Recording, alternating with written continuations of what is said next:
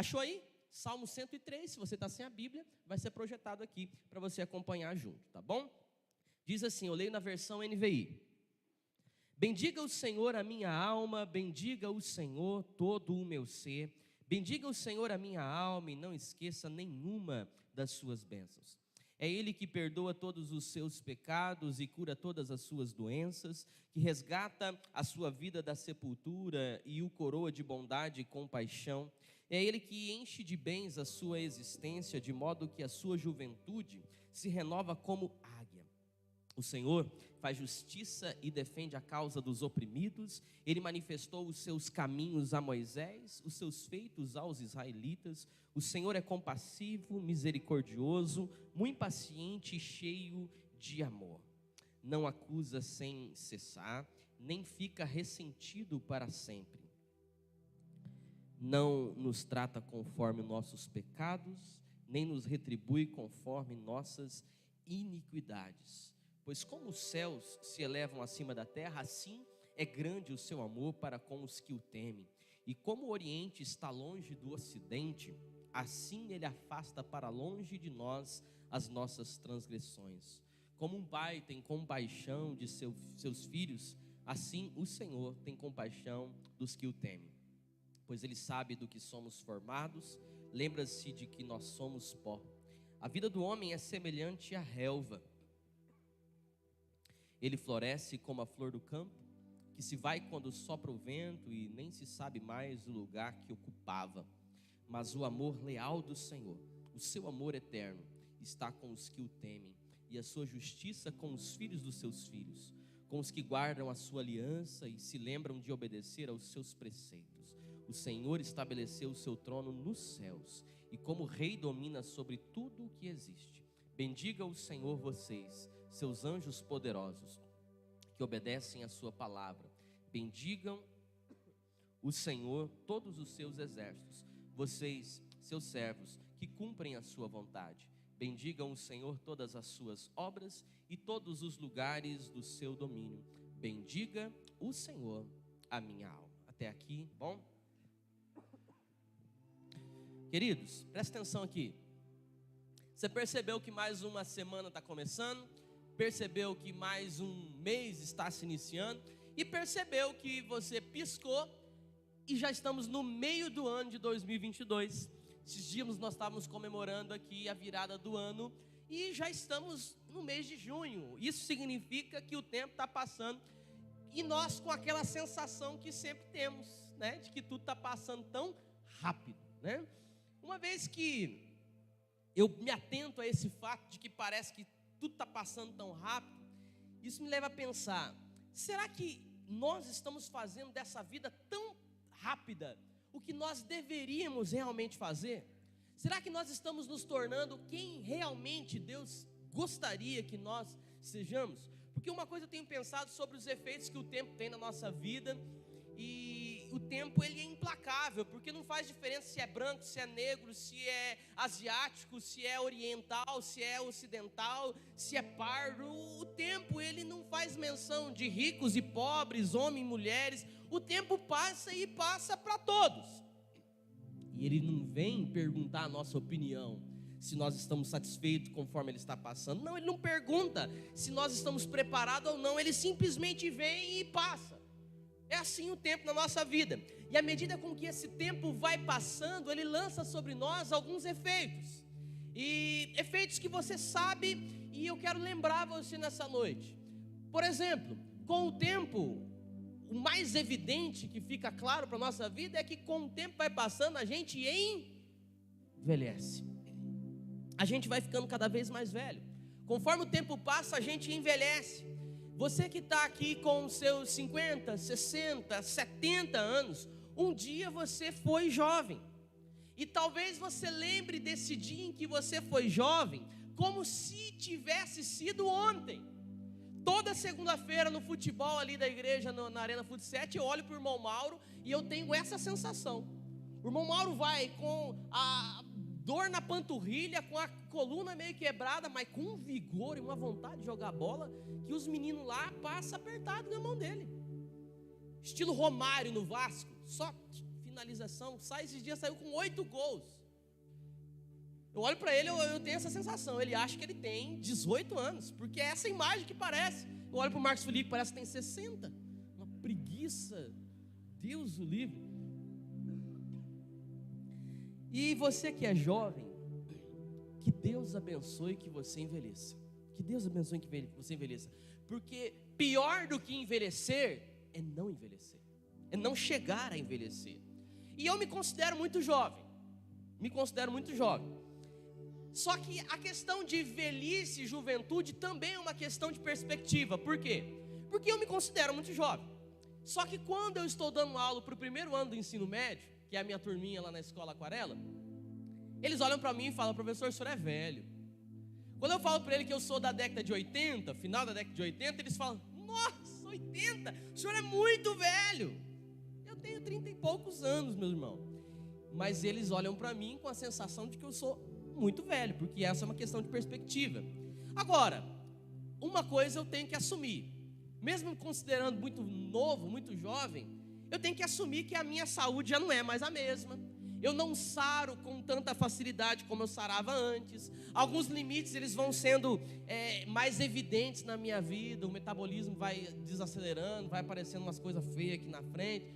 E eu tenho que reconhecer que isso também é efeito do tempo e do descuido dessa minha pessoa com o meu próprio corpo. Só que essa semana eu me liguei. Eu estou numa semana bem reflexiva. Quando eu fico calado em casa é porque eu estou pensando em muita coisa. E quarta-feira eu estava lá pensando e tal, e eu fiquei com essas crises. Eu acho que estou ficando velho. Por que, Marcela, que eu tive essa sensação? Eu saquei que eu estava ficando velho quando eu comecei a perceber que eu estava andando para a igreja, para o gabinete pastoral, para a escola e para os meus ambientes diários com remédio na mochila. Aí esses dias a Carol Luiz estava no carro e uma estava com não sei o que lá. Eu falei: eu tenho que abrir o porta-treco do carro. Tinha remédio para estômago, para dor de cabeça. E eu saquei, eu estou ficando velho. Aliás, a gente vai ficando velho não só porque tem remédio na bolsa, no carro, mas porque a gente anda com remédio para compartilhar com os outros. Eu estava na reunião na prefeitura esses dias e estava lá aguardando a reunião começar. Aí tinha um rapaz do meu lado que pediu para o cara do lado: viu, você não tem um remédio para dor de cabeça? Estou com muita dor de cabeça. Ele falou: não tenho. Eu cutuquei ele e falei: eu tenho. Está aqui, eu tenho Neosaldina. Está aqui, você quer Neosaldina? Ele falou: quero, então toma. E aí eu fiquei todo orgulhoso porque eu tinha remédio para oferecer para os outros. Sinal de que está ficando velho, meus irmãos. Está ficando velho. Mochila orgulhoso de ter remédio para compartilhar com os outros. Outro sinal de que você está ficando velho é que o velho não sai de casa sem guarda-chuva. Por quê? Porque vai que chove. Mas daí você olha para um menino novo e fala: pega o guarda-chuva que vai chover. O jovem olha para essa situação e fala: se chover eu corro. Diferente do velho, que o velho acha que ele vai chover tudo nele. Toda a chuva do mundo vai vir nele. E aí ele usa o guarda-chuva, um sinal de que está ficando velho. É preciso saber envelhecer. De fato é preciso saber envelhecer num mundo que não permite com que a gente envelheça mais em paz. Olha, de verdade, eu tenho pena das mulheres. Tenho pena de algumas mulheres, porque alguém em algum momento da história tirou o direito de algumas mulheres de envelhecer. É uma luta incessante na busca de uma juventude plena, permanente, que absolutamente não existe, é impossível. A sensação de que pode ser descartada se ela deixar de ser jovem, o sentimento dele ser descartado, dele deixar de ser jovem.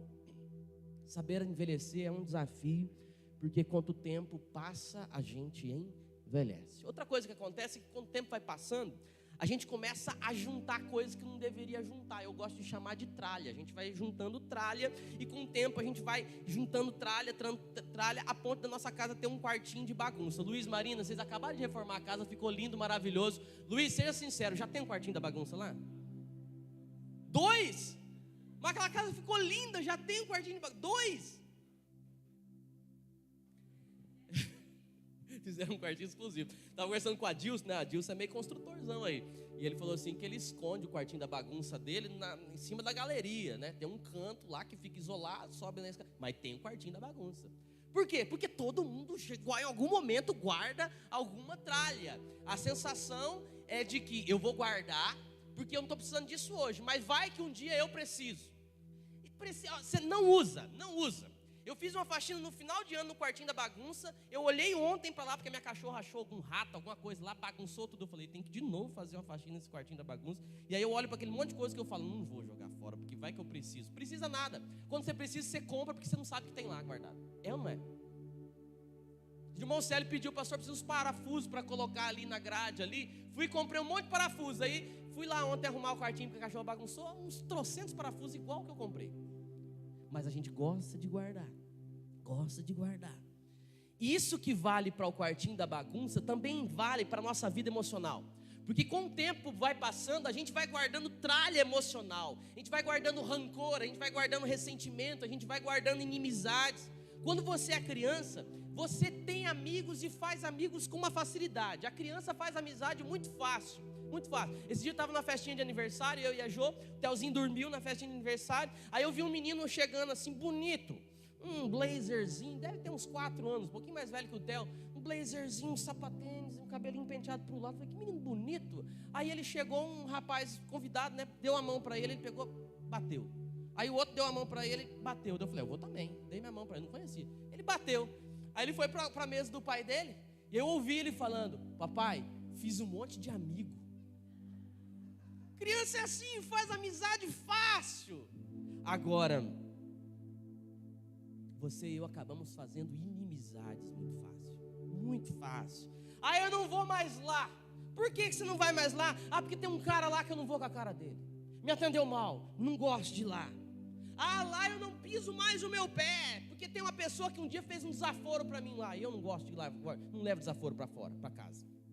Ó, a gente cria inimizade de uma forma tão fácil. E aí a gente, com o passar do tempo, a gente vai acumulando aquilo que não precisava acumular no nosso coração. E a Bíblia tem nome para isso. A Bíblia chama isso de raiz de amargura.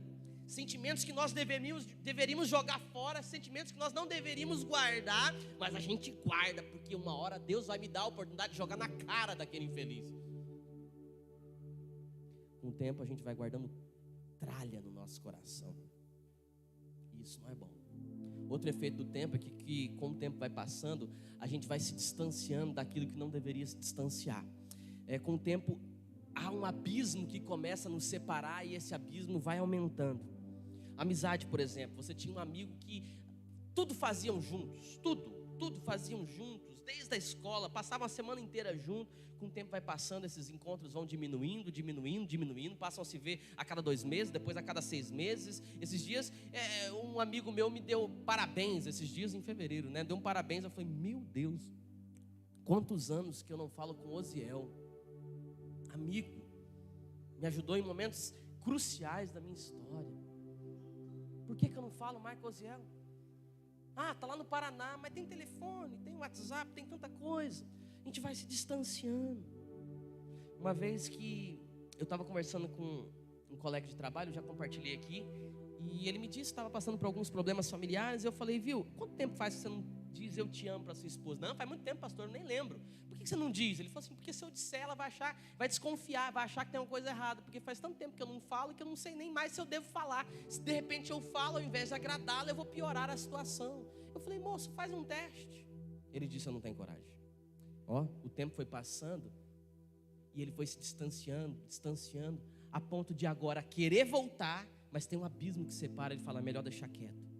Por quê? Porque existem distâncias na nossa vida que conforme vai se distanciando, eu começo a não querer mais superá-la. Não, melhor deixar do jeito que está. Faz tanto tempo que eu não leio a Bíblia que quando eu penso que eu preciso ler a Bíblia, parece que ela está tão longe de mim que eu acabo não lendo. Ah, Deus nem vai falar comigo, faz tanto tempo. Faz tanto tempo que eu não contribuo na igreja, faz tanto tempo que eu não ajudo ninguém, que quando eu penso em contribuir, em ajudar com alguém, não me dá coragem. Melhor deixar isso de lado. As distâncias vão se ampliando, que a gente desiste até mesmo de querer superar essas distâncias.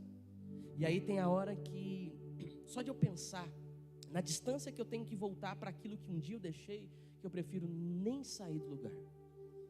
Um outro efeito do tempo. Conforme o tempo passa, a gente se distancia. E outro efeito, conforme o tempo vai passando, a gente vai cada vez mais se cansando. Quem tem filho pequeno aqui? Como é que é a bateria do teu filho? Esgota rápido? Eu só tenho um. E eu fico orando a Deus: Senhor, será que eu estou pronto para mais um? A gente está querendo engravidar, né? Será? Telzinho hoje acordou cedo, dormiu na casa das meninas, ligou no 12, não almoçou, vamos dormir, não vai dormir, dormiu dentro do carro vindo para a igreja porque a bateria riou. Mas a criança não tem uma energia que você fala: da onde que está vindo isso? Mas vai ficando velho, o que acontece? Ele vai querendo dormir um pouquinho mais. Mas agora é hora de dormir. Não quer mimir, quer brincar. Vai crescendo. É hora de brincar, de trabalhar. O cara quer o quê? Dormir. Porque conforme o tempo vai passando, a gente vai cansando. E muitas vezes a gente cansa e não sabe nem do que está cansado. A gente cansa da gente, a gente cansa de ser gente. A gente cansa dos pesos e das pressões. O que é peso? Peso é tudo aquilo que eu vou colocando na mochila da minha vida e eu vou colocando sobre o meu ombro. E às vezes a gente carrega tanto peso, e muitos desses pesos Deus nem mandou que nós carregássemos. Jesus diz: tomem sobre vocês o meu jugo, porque o meu jugo é suave e o meu fardo é leve. Às vezes você precisa deixar com que algumas cargas que nem Deus pediu para você carregar saiam dos seus lombos. Isso é peso. Mas na vida não tem só peso, a vida tem pressões. Pressões são aquelas demandas infinitas do nosso dia a dia. São demandas que você supre hoje e você olha para amanhã, existem inúmeras a mais. Isso é pressão. São as demandas que parece que nunca acabam. Eu contei já a história aqui para vocês do homem que uma vez ele começou a refletir sobre a vida e ele começou a pensar que a sua vida estava cheia de cordas. Ele olha para um lado, tem a corda do chefe puxando, dizendo: você tem que trabalhar mais, você tem que produzir mais, você ganhou um salário maior justamente por você dar mais resultado para a empresa, mais resultado, você tem que trabalhar mais. Aí ele olha para o outro lado, tem a corda da esposa dizendo: olha, você tem que ficar mais em casa, você não para, os seus filhos estão crescendo, nem te conhece mais, e puxa de um lado, o chefe de um lado, a esposa do outro. De repente tem uma corda do filho dizendo: pai, você tem que ir no meu jogo lá, hein? Pai, você tem que ir lá na escola lá, hein? Pai, você tem que estar mais tempo comigo, pai. Aí tem corda da esposa, corda do chefe, corda do filho. Aí tem a corda do amigo dizendo: o que aconteceu com você? Você não se reúne mais com a gente quer te ver, a gente quer se encontrar, vamos marcar alguma coisa. Aí a corda do amigo, corda da esposa, corda do chefe, corda do filho. Aí tem a corda da sogra, pergunta para ele: sogra, o que você está puxando? Não sei, eu estou aqui, a sogra está ali. Para quê? Estou aqui puxando, mas, né? Cada um puxa de um lado e aí vai ficando a vida cada vez mais insuportável, porque é uma pressão que parece que não dá para atender todo mundo. A semana passa, eu quero que o dia tenha 50 horas, porque 24 horas não está sendo suficiente. E aí, quando você pergunta para o fulano: cadê você? Ele diz: eu estou na correria. Pressões. Irmãos, como isso cansa. Conforme o tempo passa, a gente cansa. E aí a gente chega no final de semana com o desejo de dormir os próximos 10 dias para ver se consegue retomar um pouquinho da energia. A gente cansa. Na prática, qual que é a importância de tudo isso?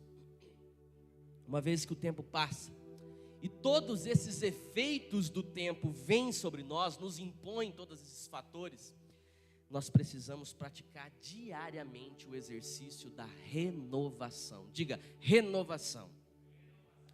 O tempo passa e ele impõe todos esses efeitos na minha vida, e a renovação é esse antídoto contra todos esses prejuízos que o tempo vem nos trazer. Escute, o nosso Deus é um Deus que nos renova. Você precisa crer nisso. Ele é o Deus que faz novas todas as coisas. As suas misericórdias se renovam pela manhã. Você e eu precisamos de renovação. Renovação. O tempo passa e ele traz consigo todos esses efeitos nocivos, mas eu não preciso deixar que esses efeitos me destruam. Nem posso deixar. Eu preciso que Deus renove as minhas forças, renove a minha vida. E esse salmo que nós acabamos de ler, o Salmo 103, fala justamente sobre isso, fala sobre renovação.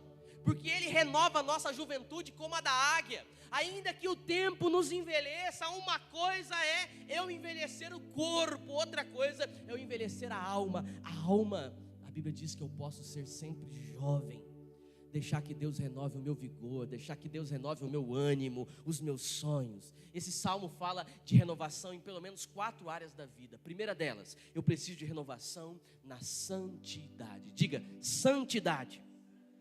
Olha o versículo 3, que coisa linda.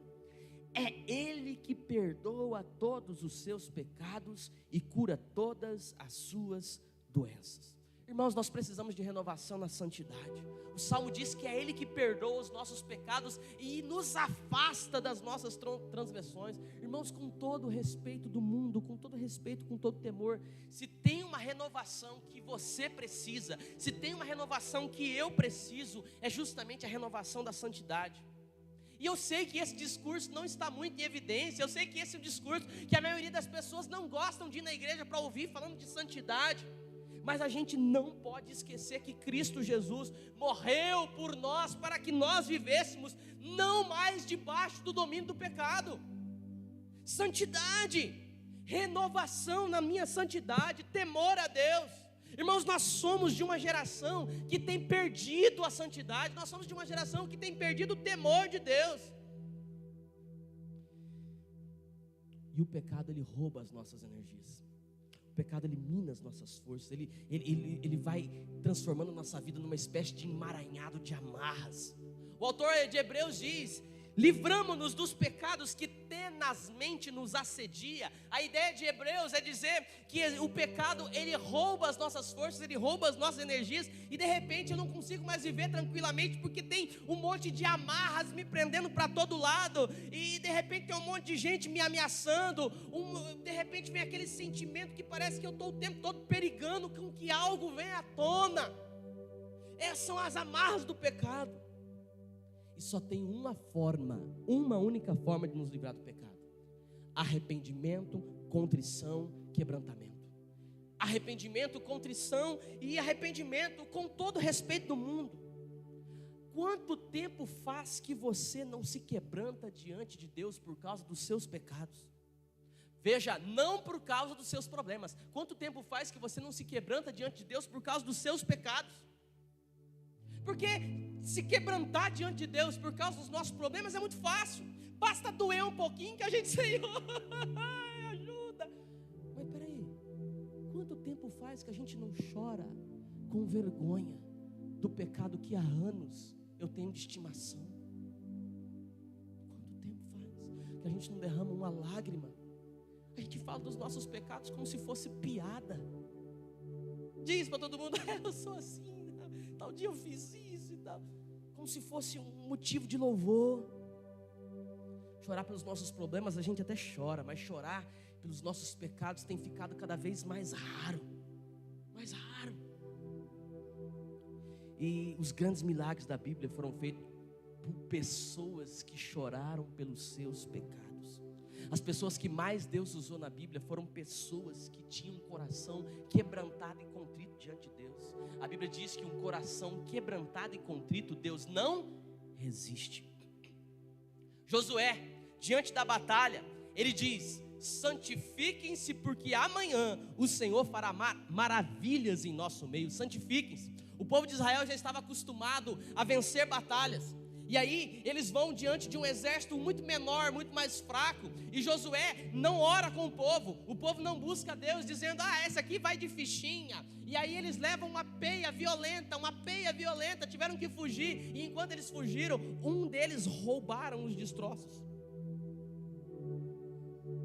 Josué ora a Deus e Deus diz que havia elementos que haviam sido roubados do arraial e que não deveria estar ali. Eles oraram, a família de Acã confessou o seu pecado. E aí Josué diz isso: santifiquem-se, porque amanhã o Senhor fará maravilhas em nosso meio. O autor de Hebreus diz que sem santidade ninguém verá o Senhor. Irmãos, o mundo vai continuar passando, mas esses versículos vão continuar estampados na Bíblia Sagrada, irmãos.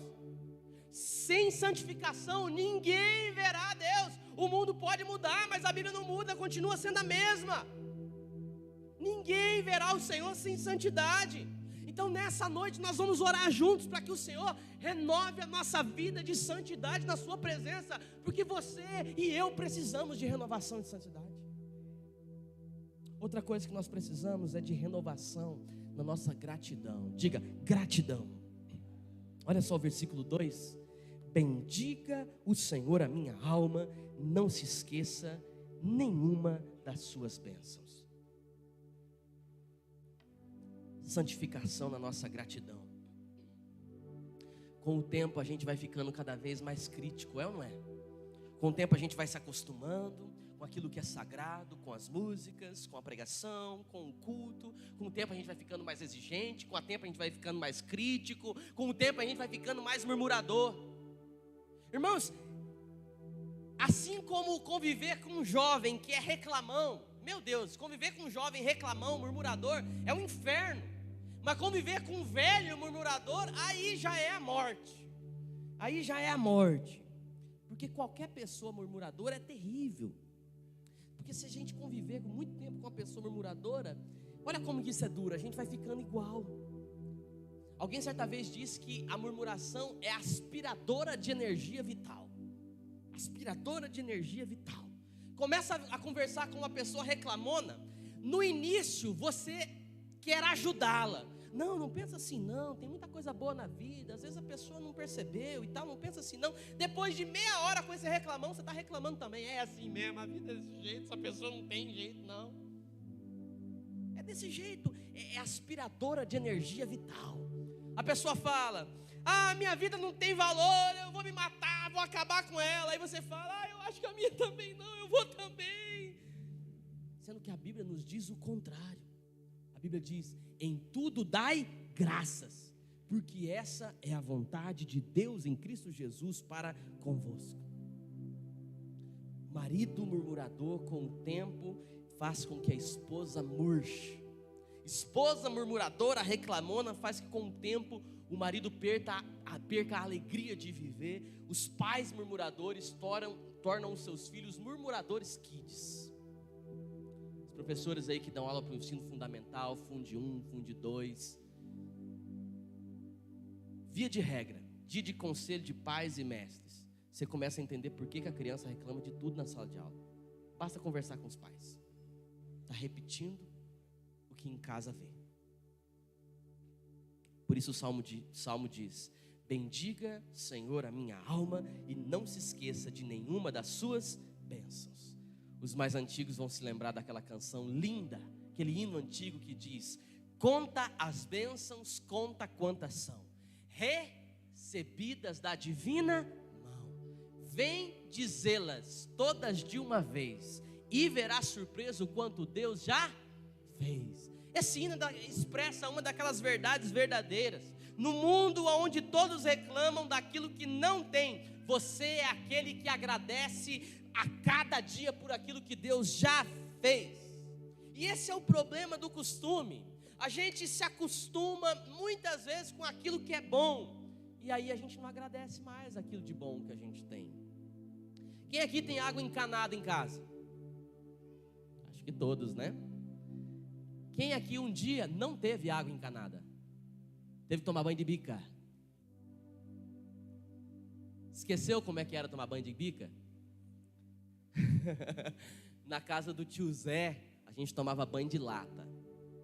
Aquilo era uma delícia, principalmente no mês de julho, que vinha aquele frio desgramado no Paraná. Banho de lata, os mais antigos sabem, né? É o chuveiro que se tinha no sítio. Vinha um cano, enchia a lata, você ia com uma ferramenta extremamente avançada, um prego, furava todo o fundo da lata e era o chuveiro. Você tem chuveiro elétrico em casa, não tem? Se acostumou com o que é bom e com o tempo a gente perde o encanto. Só sabe o valor que é ter água encanada quem se lembra de que um dia não tinha água encanada. Mas daí você vai esperar não ter mais água encanada para ir dar valor, assim como a gente faz com as pessoas que morrem. Toda pessoa quando morre se torna um super-herói, porque a gente começa a olhar para as coisas boas que a pessoa fazia e não com as coisas ruins. Mas daí a gente vai esperar perder para dar valor? Você tem luz em casa, você vai esperar perder a luz para dar valor àquilo que você tem? Você vai esperar perder a saúde que você tem para ir dar valor? Você vai esperar perder a mãe que você tem para ir você dar valor nela? Você vai esperar perder o esposo, a esposa, o filho, a mãe, o pai que você tem para ir você dar o valor? Aí é tarde, Zé. Ou seja, quanto mais a gente se acostuma com aquilo que Deus nos deu, menos a gente agradece. É assim. Você está tão acostumado a comer 3 vezes, 4 vezes, 5 vezes, 6 vezes, igual o Leandro, 8 vezes no dia. Sei lá quantas vezes esse homem come, que às vezes você não ora mais agradecendo a Deus pelo alimento. Comer, encher a pança, estufar o umbigo, saltar. Você se acostuma e aí não agradece mais. Não agradece mais. A Bíblia diz: agradeça, porque à medida com que você agradece, você renova a sua alegria em adoração. Quanto mais grato uma pessoa é, mais essa pessoa celebra a Deus. Quanto mais grato uma pessoa é, mais ela recebe novas bênçãos de Deus, porque Deus tem prazer em abençoar gente grata. Quando você dá um presente para o teu filho, mais simples que seja, e ele fica feliz, não dá vontade de você dar um Play 5 para ele na próxima? Custa 10 mil, mas meu Deus, o menino ficou tão feliz com isso, eu tenho que comprar um negócio para ele. E Deus tem prazer em abençoar a gente grata. Eu preciso de renovação na minha gratidão. Terceira área que eu preciso de renovação: força. Diga: eu preciso de renovação nas minhas forças. E Deus pode renovar suas forças nessa noite. A Bíblia diz que aqueles que esperam no Senhor renovarão as suas forças, sobem como águia e não se cansam, caminham e não se fadigam.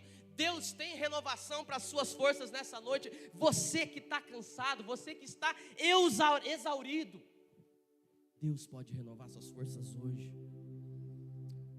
Quem já viu a águia levantar voo? Veja, levantar voo. Quando a gente fala de águia, a gente já imagina ela voando. Mas você já viu a águia? O que ela faz para levantar voo? Ela faz um esforço enorme para começar a bater as asas, porque as suas asas são maiores do que o seu corpo, do que o seu tronco. E ela faz um esforço enorme para conseguir bater as asas e finalmente sair do chão. Depois que ela sai do chão, ela plana e não precisa mais de esforço. Mas para levantar voo, ela precisa de muito esforço. É assim que muitas vezes Deus faz para renovar as nossas forças. Em um primeiro momento, Ele diz: faça um último esforço, tente um pouquinho mais. Você que está cansado, veio aqui meio que por um fio. Talvez você espere que aqui você receba algo de Deus, que Ele te dê um gás, que te levante do nada. E isso pode acontecer, mas talvez Deus simplesmente te diga: dá mais um passo de fé, acredite mais um pouco, caminhe um pouco mais. Assim que você começar a bater as asas, eu darei a você um voo altaneiro, porque eu renovo as suas forças como a da águia. Tem coisa que você e eu temos que fazer, e Deus não vai fazer para nós, mas Ele vai fazer aquilo que nós não podemos. Então caminhe um pouco mais, bata um pouco mais as suas asas, tente um pouco mais, vá um pouco mais. Eu preciso crer, meus irmãos, eu preciso dar esse passo. Se eu der esse passo, o mar vai se abrir. Entregue esse pão que Deus vai multiplicar. Mas faça aquilo que está ao seu alcance fazer. Faça a sua parte, porque o Senhor jamais falhou em fazer a parte dele. Quem crê nisso? Amém ou não amém? Renovação das suas forças. Deus vai renovar as suas forças. Deus vai renovar as minhas forças nessa noite. Nós vamos orar, e eu quero que você saia daqui nessa noite com o vigor do Espírito Santo de Deus. Renovação nas nossas forças. Por último, renovação de compromissos. Diga: compromissos. Nós precisamos renovar os nossos compromissos. O salmista, no Salmo 103, olha no final do texto, o salmista termina dizendo: bendiga ao Senhor os seus exércitos celestiais, anjos poderosos que cumprem as suas palavras. Bendiga ao Senhor exército de servos que cumprem a sua vontade. Bendigam ao Senhor as obras espalhadas nos lugares do seu domínio. Bendiga a minha alma ao Senhor. Esse salmo termina falando da importância da obediência. Irmãos, e todos nós precisamos renovar os nossos compromissos com o Senhor. Porque os nossos compromissos com o Senhor é exatamente como o nosso casamento. Quem aqui se casou fez um compromisso. E às vezes é muito bom relembrar os compromissos que nós fizemos no nosso casamento. De repente assistir no final de semana aquele vídeo que você tem vergonha porque você tinha 20 quilos a menos, aquele vídeo do seu casamento que você vai olhar os votos, o compromisso que você vai se lembrar daquilo que você diz, e naquele dia não tinha nenhum revólver apontando na tua cabeça, hein? Você diz de livre e espontânea vontade. De repente é bom você ver isso aí e se lembrar daquilo que você prometeu, para você voltar a cumprir aquelas coisas que um dia você se comprometeu a cumprir. Todos nós fizemos isso, assim como também você um dia fez votos diante de Deus. Você fez compromissos com Deus, você orou a Deus estabelecendo compromissos, você fez voto de ser dizimista fiel, você fez voto de honrar a Deus com a sua palavra, no seu trabalho, na sua família, você fez compromissos com o Senhor de usar os seus dons, os seus talentos. Talvez você tenha se afastado deles, talvez você tenha se esquecido desses compromissos, mas é necessário que nós renovemos os nossos compromissos com o Senhor. Lembra do Jonas? Jonas estava no ventre do grande peixe, e aí ele orou dizendo: aquilo que eu votei, isso eu pagarei. É curioso porque o voto profético nos dias de Jonas consistia em apenas 2 elementos. Todo profeta nos dias de Jonas prometia apenas 2 elementos, e nos 2 elementos o Jonas estava falhando. E aí ele ora dizendo: o que votei, pagarei. O voto profético nos dias de Jonas era: onde o Senhor me mandar, eu irei, e o que o Senhor me mandar falar, eu falarei. Só isso. E Jonas estava pisando na bola exatamente nisso. Mas dentro da barriga daquele peixe, ele ora dizendo: o que eu votei, eu pagarei. Eu voltarei aos compromissos antigos. Um dia eu disse que eu e a minha casa serviríamos ao Senhor. Mas há quanto tempo faz que você não faz uma oração naquela casa? Um dia você disse que a sua família serviria a Deus, e há quanto tempo faz que você não abre a sua casa para um pequeno grupo, para um momento de oração? Quanto tempo faz que você não pega na mão dos seus filhos, da sua esposa e diz: querida, vem aqui, eu quero orar por você? Há quanto tempo faz que você não acorda na madrugada e impõe as mãos sobre a sua esposa, sobre o seu filho, sobre o seu marido, e ora agradecendo a Deus por ele? Um dia você disse que contribuiria com seus recursos, um dia você disse que você ajudaria na obra do Senhor, mas com o passar do tempo as suas prioridades mudaram. Um dia você disse que ensinaria os seus filhos a amarem a Deus, e faz tanto tempo que você nem lê a Bíblia com eles. Acho que porque ele fica dando trabalho na igreja, de andar para um lado, para o outro, de um lado para o outro, é melhor que você nem traga ele para a igreja. Da onde? Criança que anda de um lado para o outro, a criança saudável tem que andar mesmo. Renovação dos nossos compromissos. Eu quero resgatar compromissos antigos, porque assim é que Deus vai renovar minha vida. Voltar às práticas das primeiras obras. Lembra do que Jesus disse na igreja de Éfeso? Tenho, porém, contra ti apenas uma coisa: vocês abandonaram o primeiro amor. Volte aonde vocês caíram, se arrependam e voltem às práticas das primeiras obras. Renovação dos nossos compromissos. Irmãos, à medida com que nós resgatamos compromissos, a nossa vida ela é renovada. Porque Deus quer fazer muito através de nós, irmãos. Eu creio nisso. Deus vai fazer muitas coisas na nossa cidade, através da nossa igreja. Ele é poderoso para fazer infinitamente mais do que tudo aquilo que nós pedimos ou pensamos. Você ainda crê nisso? Amém. Então precisamos hoje renovar os nossos compromissos com o Senhor. Feche os seus olhos, eu quero orar com você. Assentado como você está, feche os seus olhos. Eu quero fazer um desafio para você nessa noite.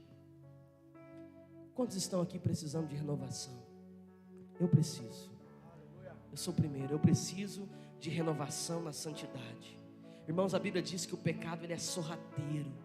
Ele entra e ele fica, e ele ocupa espaços e consome as nossas forças. O pecado ele é parasita. Eu quero consagrar mais a minha vida a Deus e enfrentar o pecado com coragem. Irmãos, tem coisas que nós precisamos tirar agora da nossa vida, hoje, não deixar para amanhã. Precisamos tirar coisas da nossa vida hoje.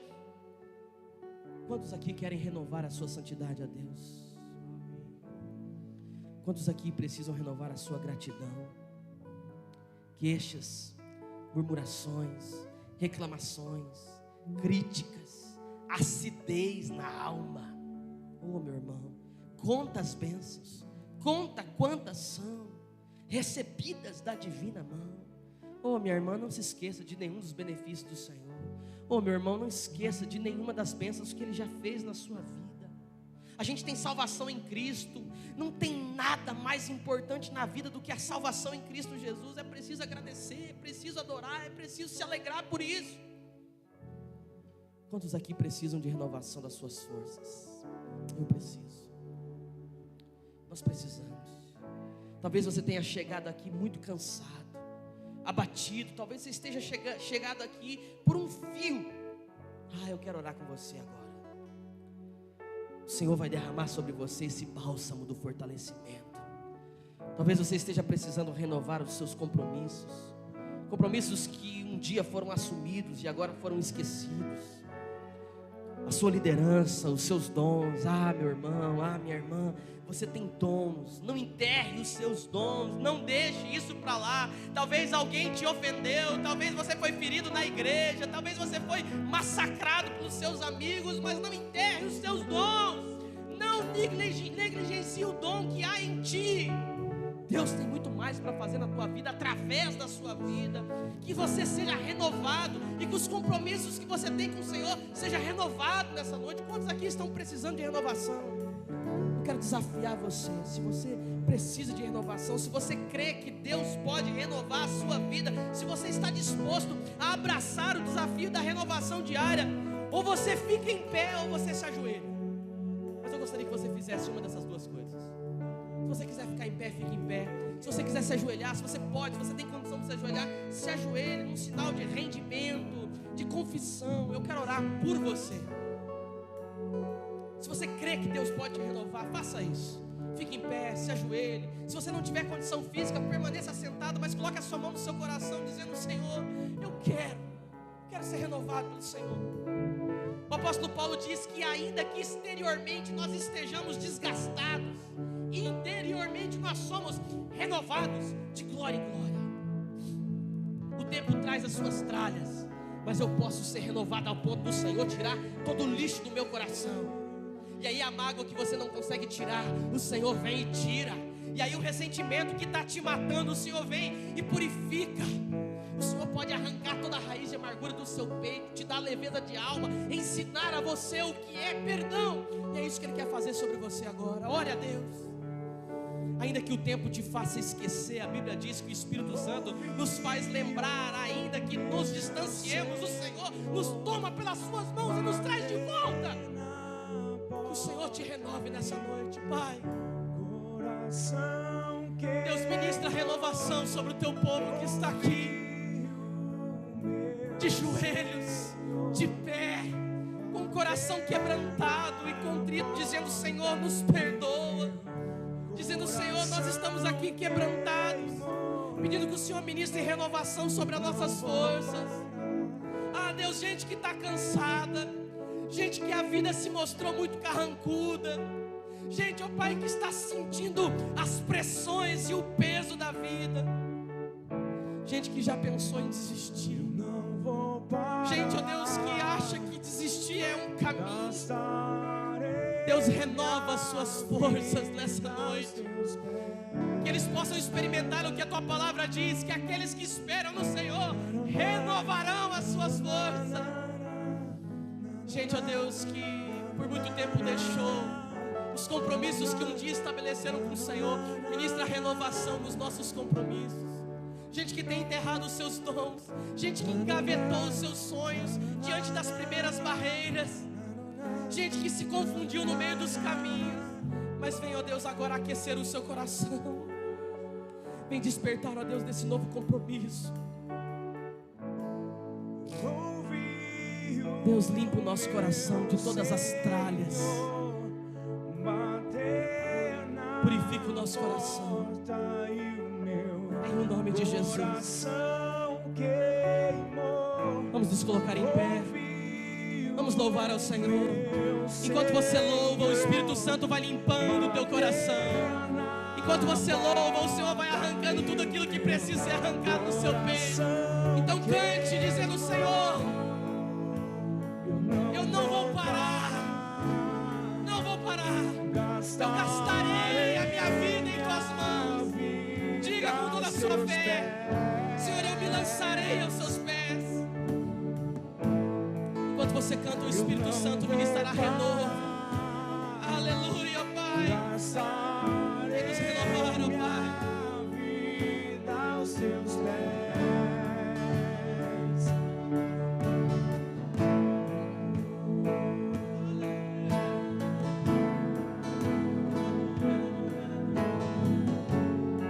Vem, Senhor, ministrar renovo sobre as nossas vidas, sobre as nossas famílias, sobre o nosso coração. Vem ministrar, ó Pai, o renovo que vem de Ti. Cerrado em meu peito, que não me dá descanso. Eu não tenho descanso. Eu tenho fogo cerrado em meu peito, que não me dá descanso. Eu não tenho descanso. Deixa queimar, deixa queimar, deixa queimar, deixa queimar, deixa queimar, deixa queimar, deixa queimar, deixa queimar, deixa queimar, deixa queimar, deixa queimar, deixa queimar. Deixa o Espírito Santo te encher, deixa o Espírito Santo te renovar. Deixa queimar, deixa Senhor, meu Deus, queimar tudo aquilo que não é deixa teu. queimar, deixa Quer limpar a nossa vida, Senhor. deixa queimar, deixa queimar. Tem um fogo cerrado em meu peito, que não me dá descanso. Eu não tenho descanso.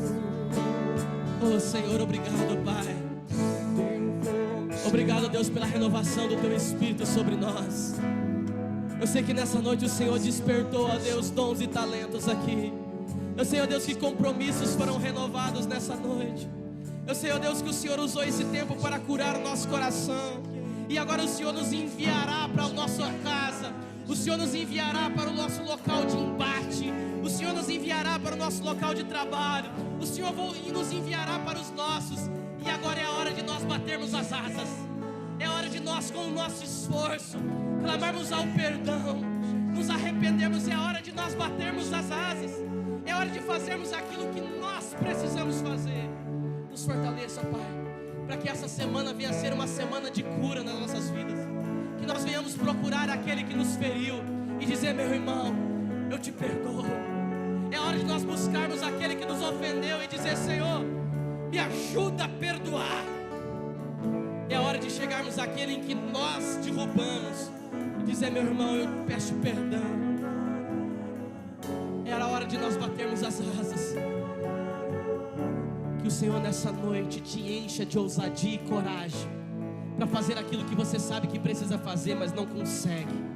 Que o Espírito Santo te derrame capacidade para você ir romper de fé em fé, de glória em glória. Que o seu ambiente de trabalho a partir de agora seja outro. Que o seu ambiente familiar a partir de agora seja outro. Que a sua sensação de vida venha a ser uma leveza. Que a paz do Senhor, que excede todo entendimento, venha repousar sobre a sua mente e sobre o seu coração. Que o amor de Deus, o nosso Pai Celestial, superabunde na sua vida.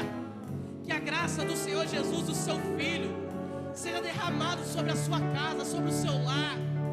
Que a doce paz do Espírito Santo de Deus esteja sobre você, aonde quer que você pisar a planta dos seus pés.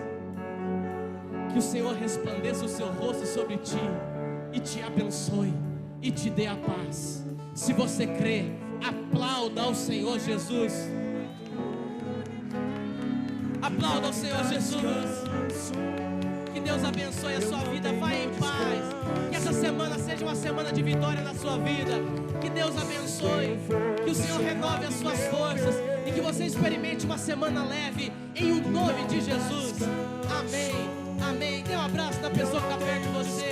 Que Deus te abençoe em nome de Jesus.